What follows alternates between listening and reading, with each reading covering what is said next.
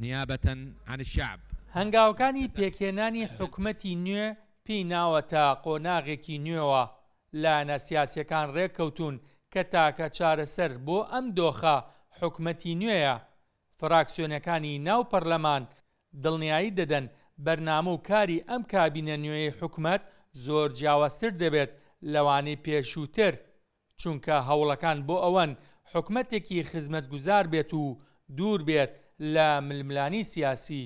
الحكومة القادمة ستكون حكومة خدمية 100% وثقة. حکومەتی داهاتوو حکومەتێکی خزمەتگوزاری دەبێت و متمانەی تەواوەتیمان بە بەڕێز محەممەد شەیاع سۆدانی هەیە و دەزانین سەرکەوتوو دەبێت لەو ئەرکەی پێی دەست پێ دێت بگرە لەوە باشتر کار دەکات کە لی چاوەڕێ دەکەین.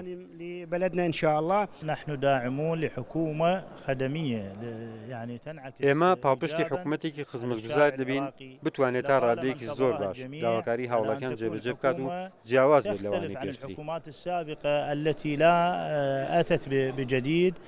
نوێنەرێکی کورد لە ئەنجومەنی نوێنەرانی عێراق ڕای دەگەێنێت وەکو کورد پێداگری دەکەن لەسەر ئەوەی ئەم حکومەتە کار بکات بۆ چارەسەرکردنی کێشەکانی نێوان هەولێر و بەغدا بۆ ئەوەش لایەنە سیاسیەکان پاڵپشت و هاوکاری دەبن.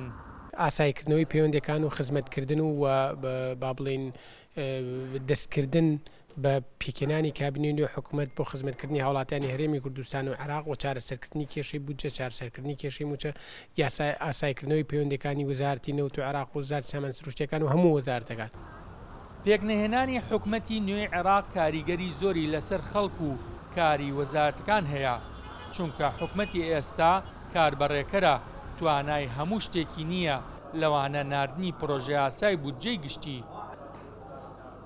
ساڵێک بەسەر هەڵبژاردنە پێشوەختەکەی عێراق تێپەڕی و ئاسۆیەک بە دەردەکەوێت بۆ ئەوەی کابینە نوێکەی حکومەت پێک بێهێنرێت. شەقامی عێراقی چاوی لەوەیە ئەم کابینەیە جیاوازتر بێ لەوانەی پێشتری کابینەیەکی خزمەتگوزاری و بەدەم داواکاری هاوڵاتیانەوە بێت. بێستون سەلام، کورسات نیوز، بەغدا.